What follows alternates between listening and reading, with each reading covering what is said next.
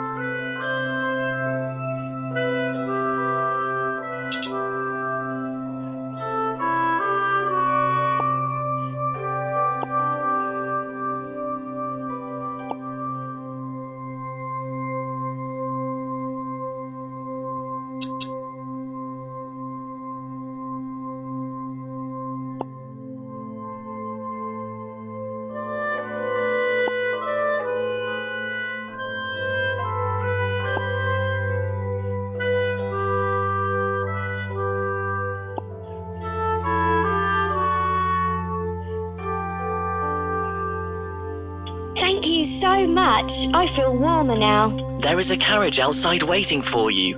Have a good trip. Gerda rode through the thick woods, and the carriage sparkled and shone like diamonds.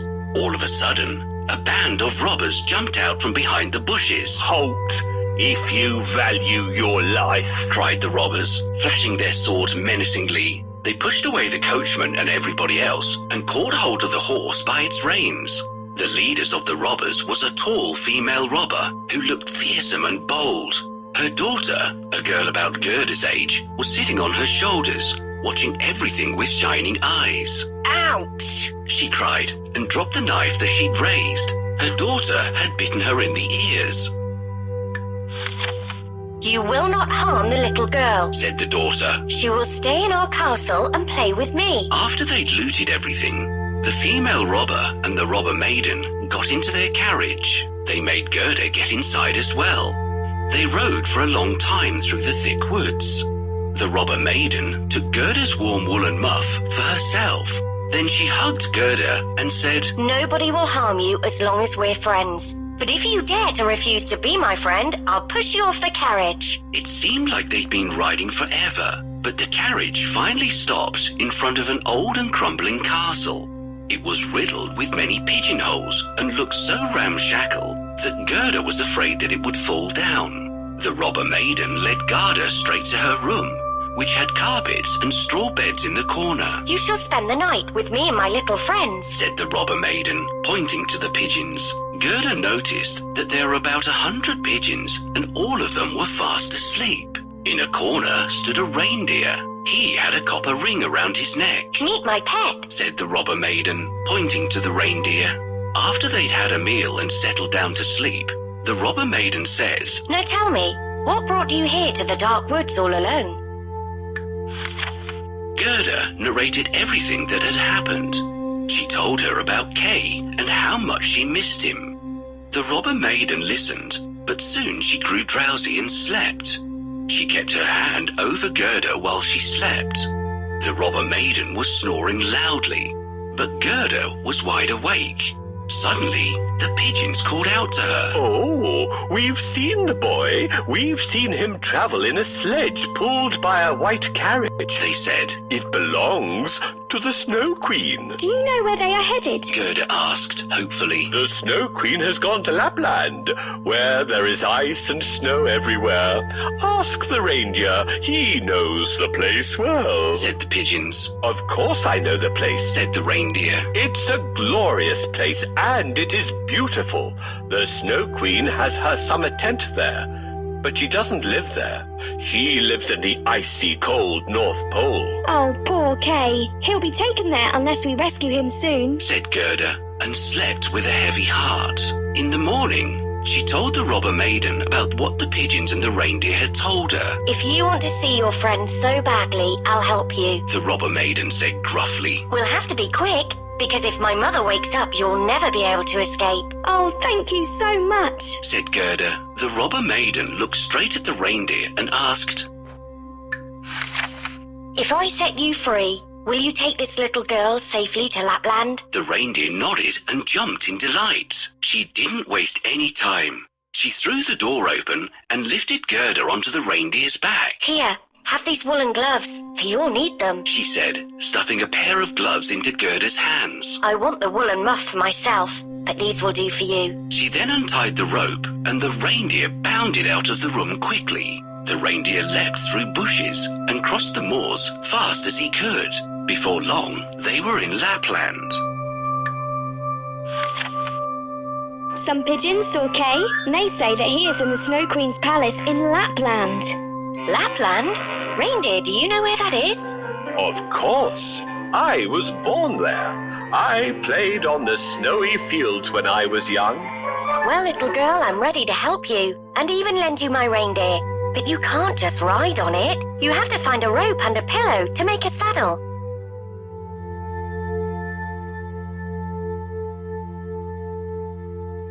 Oh, there it is.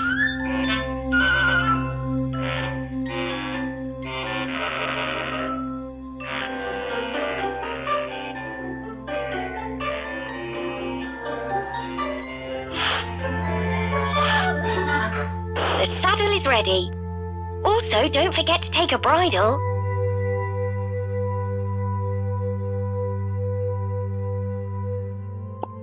You found it. Take the woolen boots and mittens. You got it.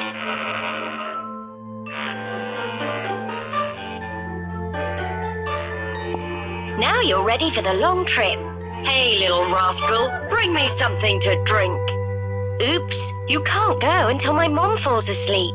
What shall we do? I must leave quickly. I believe we could make a sleeping potion. Great idea, reindeer. Help me make a sleeping potion.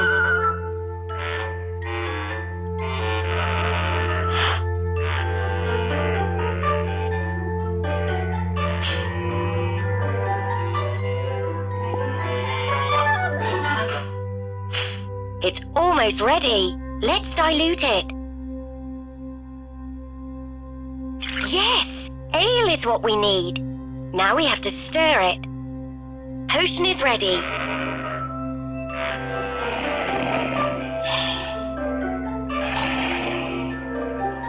She has fallen asleep. Now you can be on your way.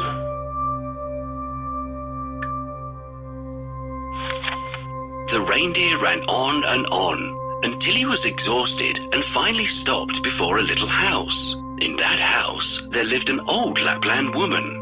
When she saw how cold and tired they looked, she immediately invited them inside. Why is a little girl riding all by herself on a reindeer? She asked. Gerda was too weak to answer, so the reindeer told her everything. Oh, you poor thing.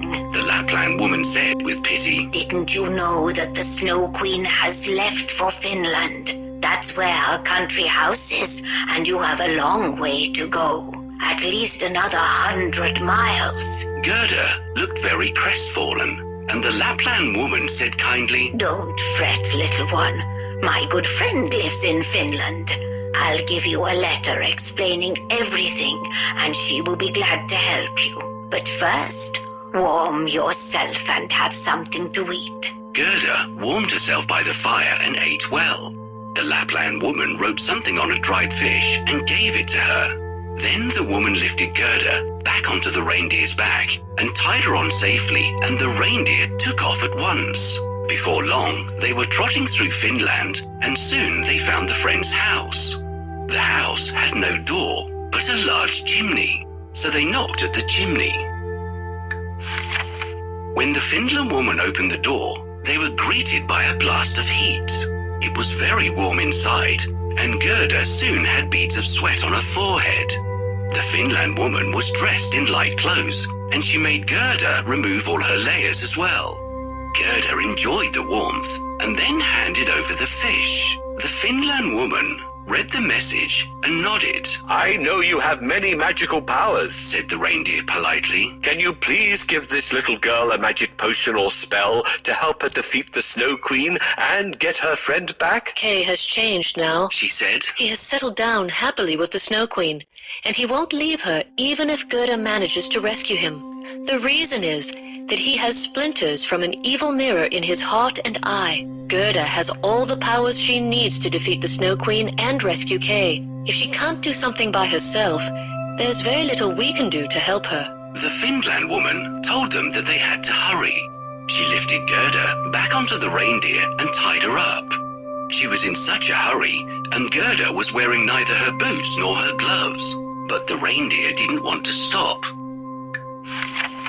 He went galloping so fast that he couldn't turn back and head over to the Finland woman's house to get Gerda's boots and gloves. The reindeer stopped only when he reached a bush with red berries. There, he set Gerda down, and she sped straight towards the Snow Queen's palace. She ran as fast as her legs could carry her. She saw a regiment of snowflakes approaching her from a distance.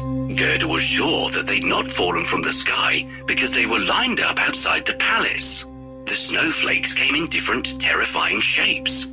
Some looked like bears, while some looked like knotted snakes, and still others looked like large porcupines. Gerda was frightened because the snowflakes were alive and ran towards her to attack. She prayed to God and repeated the Lord's Prayer that she'd been taught. It was so cold that she saw wisps of smoke coming out of her mouth. The smoke grew thicker and thicker and took the form of angels. The angels had spears and shields in their hands, and by the time she'd finished saying the prayer, there was a legion of angels all around her. The angels thrust their spears at the snowflakes. The snowflakes shattered into 1,000 pieces. Gerda walked on bravely. The angels patted her gently on the head, and quite miraculously, Gerda found the cold much more bearable. Hello, travelers. What brings you here? This girl is looking for her brother. The Snow Queen took him to her palace. We need to find that palace. Oh, then you need to get to Finnmark. I'll give you the message that you can take to the Finland woman. On that part of town, she will tell you to reach your destination. But what can I use to write the message? I don't have any paper. No, that won't work either. Excellent.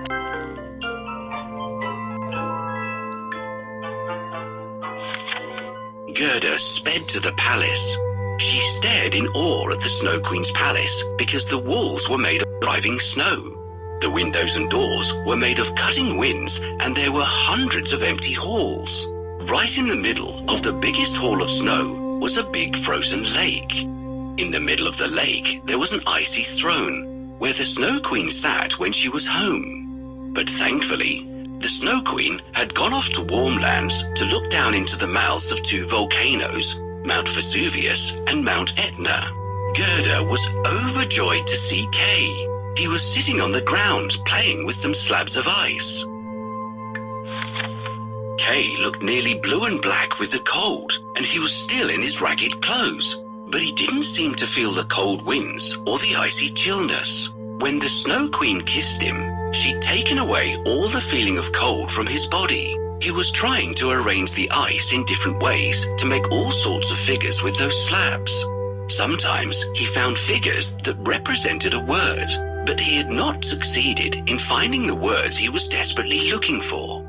It so happened that the word he was searching for most desperately was eternity. The Snow Queen had told him, Find a figure to represent eternity, and I'll set you free. You can be your own master, and I'll present you with the whole world and a new pair of skates. Maybe the Snow Queen was confident that he would never guess it ever. Kay was very busy with his ice puzzle. As she left, Kay was all alone. He didn't look up, nor did he show any emotion. He sat very still and looked almost lifeless. It was at that very moment that Gerda stepped through a portal and arrived at the very place where Kay sat. The moment she saw him, she was so overcome with joy that she ran towards him shouting in joy. Oh, Kay, how I've missed you. How cold and blue you look, my poor Kay.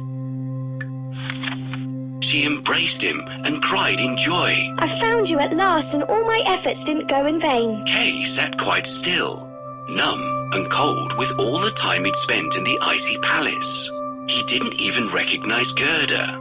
Overcome by emotion and joy, Gerda wept over his shoulders, and as she cried her heart out, the hot tears rolled out of her cheeks and plopped onto his chest. Her pure tears melted away the splinter that had been struck in his heart for such a long time. Gerda held his hands and cried on his shoulders, and that was when Kay found tears in his eyes too. When he began to cry, the splinter that had been stuck fast in his eye rolled out with the tears and fell onto the icy ground below. Immediately afterwards, Kay was filled full of joy and warmth, and he recognized Gerda, his sweet and loyal friend. Oh, Gerda, hasn't it been long since we saw each other? Kay asked. And where am I? I know not how I came here. How empty and cold this place is. What have I been doing here? Said Kay. Gerda and Kay held their hands together, and they looked so blissful that the ice slabs on the ground began to dance around them in joy. They danced on, and finally lay down on the ice. When the ice slabs lay down on the ice, they formed the exact letters needed for eternity. Kay was now his own master and free to leave the place and go to where he wished. That was not all. He was entitled to a new pair of skates, and the whole world was his, as promised by the Snow Queen. This is the gateway to the Snow Queen's throne room. Can you please help me to open it?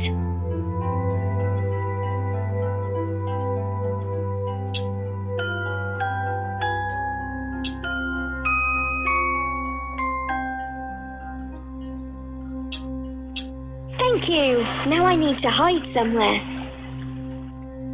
Well, boy, did you manage to assemble the symbol of eternity?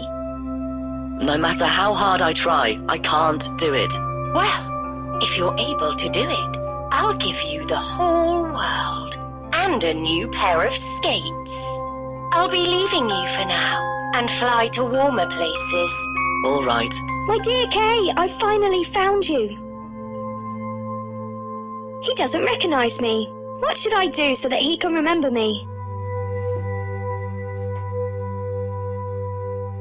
Unfortunately, flowers don't grow here. Great! I think I could sing him my song. The rose in the valley is blooming so sweet, and angels descend there the children to greet. Gerda, my dear Gerda, where have you been all this time? Oh, it doesn't matter. We are together again. That's what matters. Now we can go back home. Oh no, I'm locked inside here. To get out, I need to solve the Snow Queen's puzzle. Can you help us? We need to... Okay, but... They held onto each other's hands and ran out of the palace, heading straight for the bush with red berries. The reindeer was still waiting for Gerda, and beside him was another young reindeer. Hurrah! Cried Kay and Gerda as they rode on their reindeers. They exchanged each other's stories along the way. First, they went to Finland Woman's house and warmed themselves before proceeding on their journey. Kay felt much better as the warm room thawed his cold hands and feet. Then they went on to visit the Lapland woman who fed them and repaired his sleds. They rode for a long time, and soon they heard the church bells ring. Oh, look, Kay! Gerda cried out suddenly. We're in our own town. Sure enough, they turned round a corner and found that they were back in their own street with all its familiar houses. They got down from their reindeers and sped straight into Kay's grandma's room. Everything looked just the same, yet they knew that something had changed. They found that the roses from the rose bushes were peeping inside through the window. Their chairs were there near the window, and they went to sit down there as they always used to. And Kay and Gerda looked in each other's eyes, and all at once they understood the old hymn. The rose in the valley is blooming so sweet, and angels descend there the children to greet. There they sat as two grown-up persons. Grown up, and yet children. Children, at least in heart. And it was summertime, a warm, glorious summer.